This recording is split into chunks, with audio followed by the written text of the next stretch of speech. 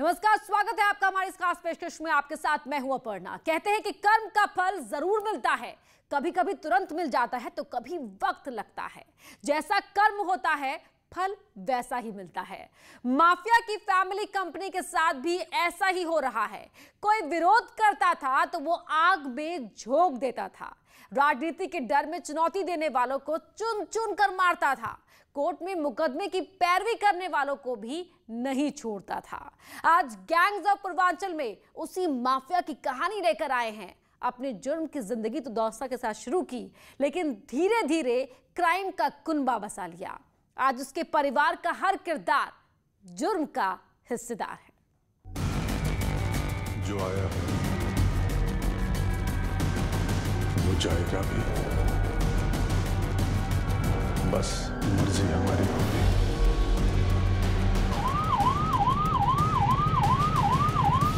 गद्दी पे चाहे हम रहें या मुन्ना, नियम सेम होगा। हम जान दे देंगे, बदौली को कब्जा नहीं उठेंगे। आप ही का मन था ना कि आपकी बेटी मिर्जापुर पे राज करे। मैं भी वही आप लेके आप लोग के सामने उपस्थित हुई।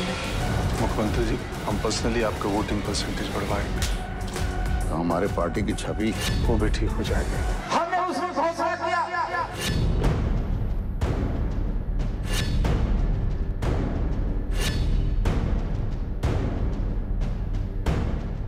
पूर्वांचल का सफेद पोश माफिया विजय मिश्रा।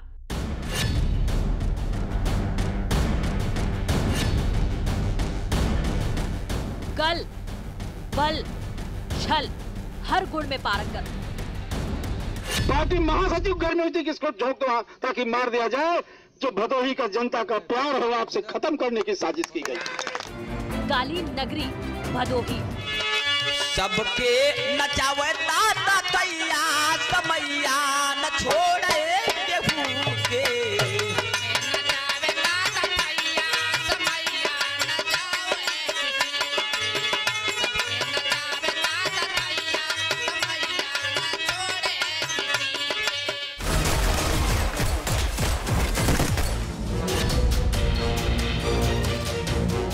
बाहुबली विजय मिश्रा के खौफ से कभी लोग डरते थे,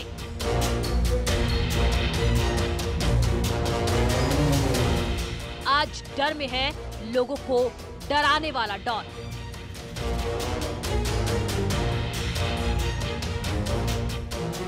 सच ही कहा जाता है, समय किसी को नहीं छोड़ता है। तमाम ऐसे माफिया हैं जो बदौली की नहीं है। हम जान दे देंगे, बदौली को कब्जा नहीं उठेंगे। गरीबों की लड़ाई।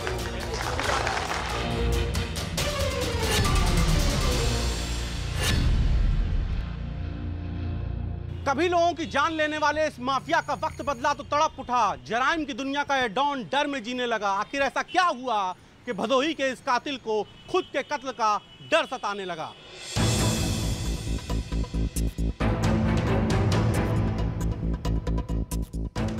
इस सवाल का जवाब समझने के लिए आपको गैंग्स ऑफ पूर्वांचल में इस माफिया की क्राइम की पूरी कहानी समझनी होगी। इसके अतीत की करतूतों की कहानी बहुत भयावह है। आज भी इसके दिए जख्म भरे नहीं हैं। हंगी बनाई रही है। अब हम ज्यादा का कह जाए, कई हमारी सारी उम्र खराब हुई। और पूर्व प्लानिंग के हिसाब से उन्होंने घेर करके और वो हमारे छोटे भाई पर ताबड़तोड़ गोलियां चलाई।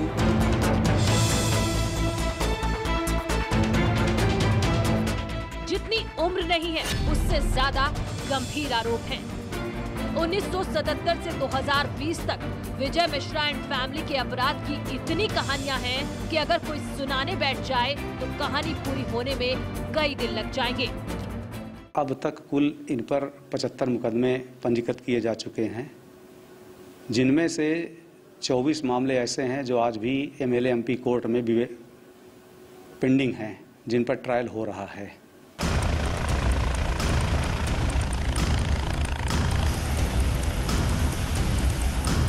ये एक ऐसा माफिया है जो हेलीकॉप्टर से उड़ता है और बड़े काफिले के साथ चलने का शौक रखता है।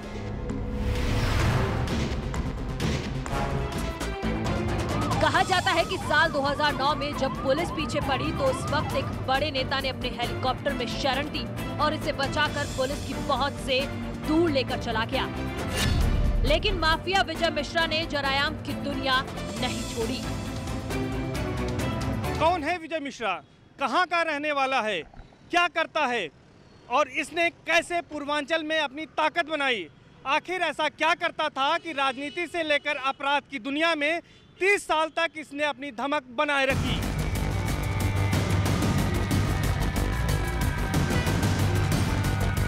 प्रयागराज की इसी धरती पर 7 सितंबर 1957 को माफिया विजय मिश्रा का जन्म हुआ। थाना हंडिया के खपटिया गांव से 1980 में विजय मिश्रा अपने परिवार के साथ भदोही आ गया। यूं तो भदोही कालीन के कारोबार के लिए दुनिया में मशहूर है। यहाँ के कालीन घरों की खूबसूरती में चार चांद लगाते हैं, लेकिन आरोप है कि विजय मिश्रा ने भदोही में अपराध के उद्योग की नींव रख दी और खून से यहाँ के कालीन को रंग दिया। मूल रूप से ये खपटिया एक गांव पड़ता है सैदाबाद थाने में, वहाँ के रहने वाले हैं ये। और इस जनपद में आकर के उन्होंने अपना राजनीतिक करियर शुरू किया। ब्लॉक प्रमुख बनने से शुरुआत की उन्होंने, फिर यहाँ एमएलए भी बने और सबसे पहला जो इन पे मुकदमा लिखा गया था वो 1991 में लिखा गया था। सफेद पोस्ट डॉन विजय मिश्रा की क्राइम कुंडली, माफिया की फैमिली कंपनी का रक्त चरित्र हम आपको लगातार दिखा रहे हैं। भदोही पुलिस की डायरी में 1991 में पहला केस दर्ज हुआ था, लेकिन विजय मिश्रा ने खूनी खेल की कहानी 1980 में शुरू की थी। जिस वक्त विजय मिश्रा प्रयागराज से भदोही आया, उसी दौरान इसने मिर्जापुर में खौफनाक कांड किया, जिसका जिक्र करने वाले भी सिहर उठते हैं।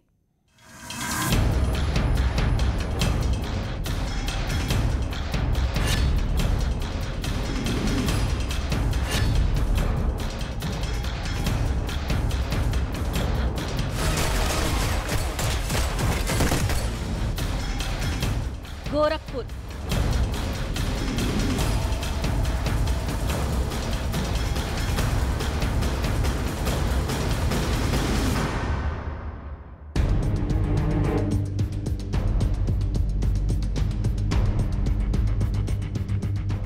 कहते हैं कि करीब 40 साल पहले इसी गोरखपुर में विजय मिश्रा को जरायम की दुनिया का गॉडफादर मिला और उसी ने पूर्वांचल के इस अपराधी को तराश कर शातिर बनाया। विजय मिश्रा का संबंध गोरखपुर के एक बाहुबली, माफिया, मंत्री रहे एक व्यक्ति से रहा और इसका संबंध मुख्तार अंसारी गैंग से रहा है।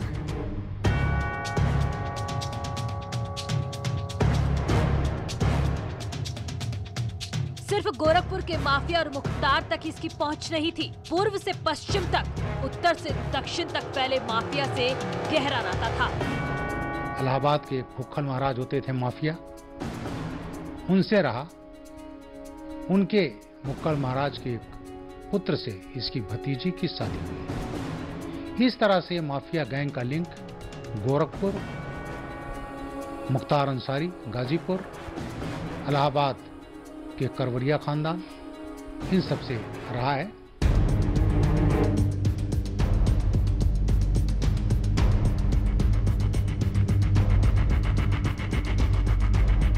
विजय मिश्रा की ताकत को समझने के लिए ये नाम ही काफी है।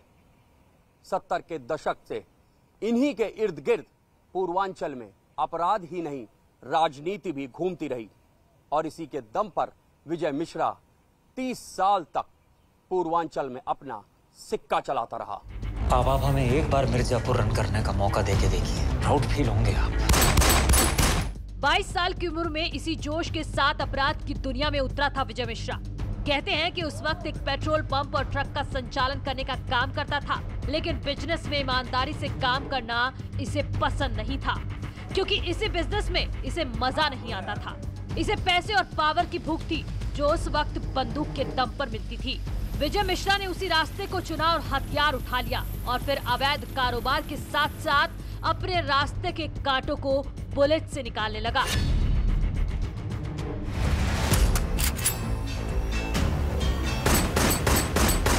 तो कंस की मदद से डर नहीं बढ़ाना है, डर की मदद से कंस बढ़ानी है।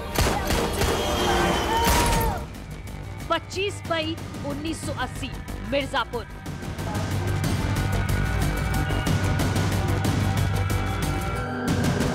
वो दिन आज भी मिर्जापुर के इतिहास में दर्ज है। रात के 8 बज रहे थे। कटरा कोतवाली के लाल डिग्गी इलाके में डॉक्टर डी त्रिपाठी अपने क्लिनिक में मरीजों को देख रहे थे। उसी वक्त बदमाशों ने गोली मार दी और राकेश धर त्रिपाठी जो इलाहाबाद यूनिवर्सिटी के प्रेसिडेंट रहे, उसके बाद मंत्री रहे, कैबिनेट मिनिस्टर रहे, उनके भाई की हत्या 1980 में मिर्जापुर में किया था। डॉक्टर रणधीर त्रिपाठी अपने भाई राकेश धर त्रिपाठी को राजनीतिक रूप से मजबूत कर रहे थे और जो इसको बर्दाश्त नहीं था और इसने डॉक्टर रणधीर त्रिपाठी की उनके चैम्बर में जाकर, क्लिनिक चैम्बर में जाकर उनकी हत्या कर दी। जांच में न सिर्फ बाहुबली विजय मिश्रा का नाम आया, बल्कि उसके भाई जीत नारायण मिश्रा समेत 4 लोगों को आरोपी बनाया गया, लेकिन कोर्ट में दोष साबित नहीं हो पाया। नतीजा, मिर्जापुर में गुनाहों का सिलसिला जारी रहा। 3 मुकदमे इनके खिलाफ दर्ज हैं। एक 1980 में है कोतवाली कटरा का, एक 2010 में है कोतवाली देहात का और एक है 2020 में विंध्याचल कोतवाली। 1980 डॉक्टर डी त्रिपाठी हत्याकांड के बाद विजय मिश्रा के नाम की दहशत फैलने लगी। लेकिन विजय मिश्रा को इस बात का एहसास हो गया था कि अपराध की दुनिया में लंबी पारी खेलनी है तो राजनीति में भी पैठ बनानी होगी। इसलिए विजय मिश्रा क्राइम के साथ साथ पॉलिटिक्स में भी मौके तलाशने लगा। उसी दौरान विजय मिश्रा ने पंडित कमलापति त्रिपाठी से संपर्क किया और उनकी ही सानिध्य में राजनीति का कखरा पड़ने लगा, जिसका नतीजा 1990 में देखने को मिला। 1990 में कांग्रेस के समर्थन से विजय मिश्रा ब्लॉक प्रमुख बन गया। कहते हैं विजय मिश्रा कांग्रेस में तब तक थे जब तक राजीव गांधी जीवित थे। उनकी मौत के बाद विजय मिश्रा ने क्षेत्रीय छत्रीपों की ओर रुख किया, लेकिन अपराध करना नहीं छोड़ा।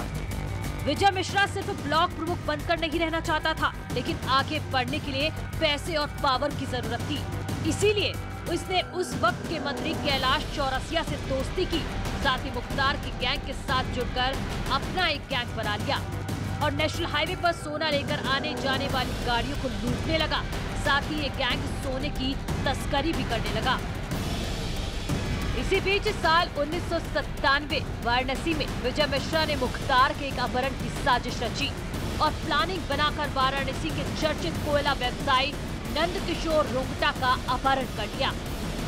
इस अपहरण के लिए विजय मिश्रा ने न सिर्फ गाड़ी मुहैया कराई, बल्कि नंद किशोर रोंगटा को रखने की जिम्मेदारी भी इसी पर थी। विजय मिश्रा और उनके बनारस कलेक्शन की बात करें तो सबसे पहले उनका नाम वाराणसी के रविंद्रपुरी कॉलोनी के रहने वाले बड़े कोयला व्यवसायी और उस वक्त विश्व हिंदू परिषद के राष्ट्रीय कोषाध्यक्ष नंद किशोर रुंगटा के अपहरण में सामने आता है।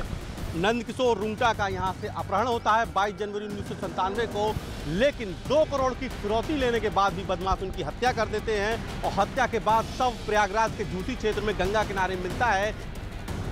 उस वक्त मुख्तार अंसारी कोयले के काले कारोबार में पैर फैला रहा था, क्योंकि इस कालिक में न सिर्फ पैसा था बल्कि पावर हासिल करने के रास्ते भी थे। रुंगटा गैंग्स ऑफ पूर्वांचल के रास्ते में रुकावट थे, इसीलिए उन्हें रास्ते से हटा दिया गया। इस पूरे मामले में विजय मिश्रा के साथ साथ मऊ सदर विधायक मुख्तार अंसारी का नाम भी सामने आता है, लेकिन पुलिस के अनुसार सीबीआई जांच में विजय मिश्रा और मुख्तार अंसारी दोनों का नाम हट जाता है और मुख्तार अंसारी के 2 साथी बाबू और शहाबुद्दीन का नाम सामने आता है और पुलिस इन पर 2-2 लाख रुपए का इनाम भी घोषित करती है और बाद में पुलिस के अनुसार सीबीआई ने इस पूरे केस को दाखिल दफ्तर कर दिया। कहते हैं कि उस वक्त मुख्तार की राजनीतिक पकड़ विजय मिश्रा से ज्यादा थी और उसी का असर हुआ कि दोनों बच गए, लेकिन इनका खौफ काशी से प्रयागराज तक फैल गया।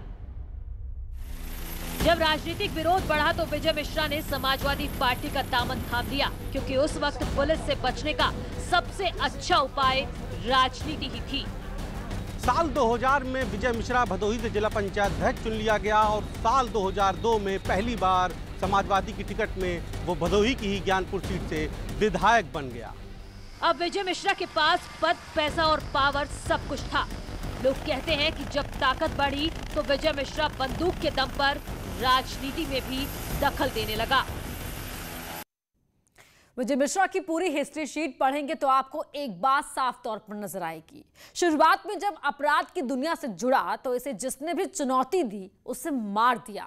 यही नहीं, राजनीति में भी ऐसा ही करने का आरोप है। लोग कहते हैं कि अगर विजय मिश्रा को इस बात का जरा सा भी आभास हो जाए कि कोई उसे राजनीति में शिकस्त दे सकता है तो उसे भी ठिकाने लगाने की ये पूरी कोशिश करता है। और ऐसा ही किया गोरखनाथ पांडे के परिवार के साथ।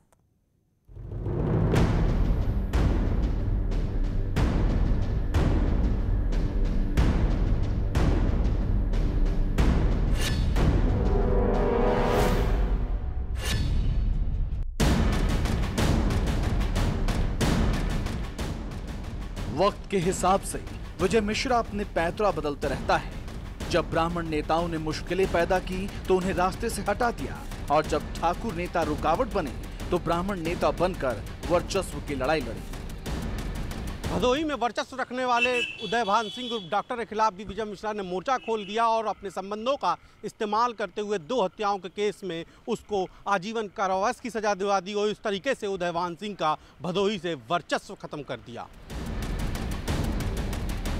लेकिन साथ में ब्राह्मण नेताओं को एक एक कर ठिकाने लगाने में जुटा रहा।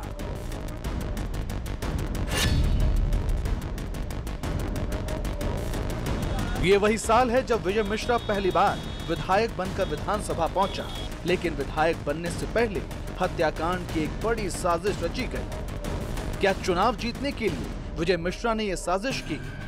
उस समय ज्ञानपुर क्षेत्र से भाजपा से विधायक था और चुनाव चल रहा था, और चुनाव के दरमियान वो भी चुनाव लड़ रहे थे विजय मिश्रा, और हमारे रीपोल के दिन हमारे छोटे भाई रामेश्वर नाथ पांडे और दूसरे भाई त्र्यंबक नाथ पांडे पोल पर गए थे।